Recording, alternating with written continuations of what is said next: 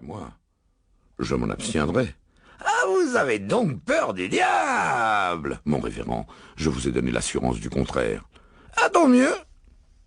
Car je veux faire votre fortune, répliqua le moine, en laissant la voix, en affectant un air de bienveillance. Faire ma fortune.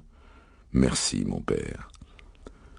Vous êtes bien honnête, mais le temps présent n'est pas chose facile qu'une fortune à faire, à moins d'aller annoncer le saint évangile dans les Indes. Écoutez-moi, mon cher comte, je vous parle sérieusement.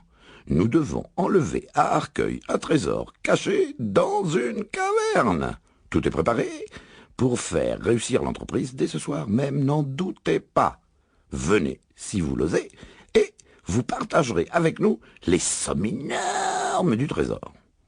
Vraiment, mon père, mais ceci est une chose vieille et connue, dis-je alors, en souriant, car je voulais m'amuser, aux dépens du moine, et de sa confidence, il y a longtemps que j'ai entendu parler du trésor enfoui dans la caverne d'Arcueil.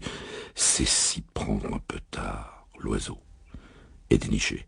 L'oiseau est déniché. Non, certes, vous êtes mal informé, mon jeune ami, et avec l'assistance du diable, croyez bien, nous trouverons le nid et toute la couvée. Avec l'assistance du diable? Je ne vois pas trop. À vous parler franchement, mon père. Comment et pourquoi Satan se mettrait en possession de ce trésor, et encore moins comment, après s'en être rendu le maître, il serait assez bête pour le livrer au commandement d'un prestelet ou d'un jongleur.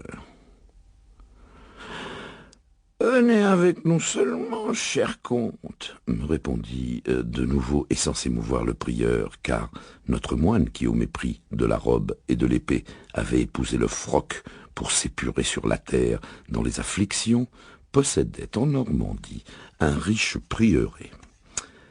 Venez seulement avec nous, soyez ferme et résolu, et demain, vous ne révoquerez plus en doute la réalité des puissances occultes. Mais quel est le prêtre, le sorcier ou l'exorciste, demandai-je alors au saint adepte, plutôt que de me jouer de sa crédulité par un véritable intérêt. C'est moi, le prêtre exorciste, moi, cher comte, votre très humble serviteur et père en Dieu. Quant au magicien, il vous surprendra beaucoup lorsque vous le connaîtrez, et vous en resterez ébahi. Tenez, justement le voici, ma foi, il arrive, on ne peut plus à propos, comme un personnage de comédie. Une jeune fille, accompagnée de plusieurs hommes, à mine plus ou moins hétéroclite, entrait en effet à ce moment. Très bien, messieurs, leur dit-il. Je vous fais compliment, vous êtes des gens de parole. Puis, il ajouta en me désignant. J'ai l'avantage, messieurs, de vous présenter un nouveau compagnon, monsieur le comte de Bredrode, seigneur hollandais, qui daigne m'honorer de son amitié. Messieurs, je vous réponds de lui comme de moi, c'est un bon brave gentilhomme assez loyal, et que sur l'épée, votre mademoiselle, approchez et saluez monsieur le comte, poursuivit notre prieur, prenant la jeune fille par la main. Et vous, monseigneur, murmura-t-il à mon oreille, rendez hommage au terrible nécromancien. Terrible, répétai-je, ouvrant de grands yeux et toisant la belle inconnue.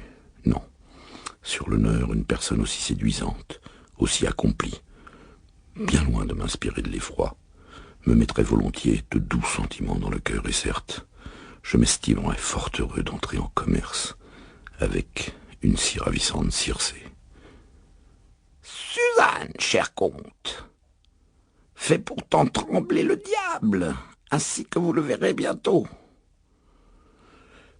S'il tremble, le vieux mécréant, ce n'est, je gage, que d'attendrissement, répartis-je.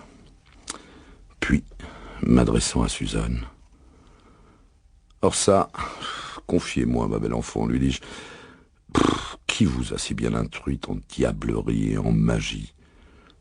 Cette science, monsieur, est héréditaire dans notre famille. Mon père était le plus habile sorcier des Landes, bien qu'il ne fût qu'un simple berger. 100 fois, il fit descendre la lune et danser le soleil. 110, m'écriai-je.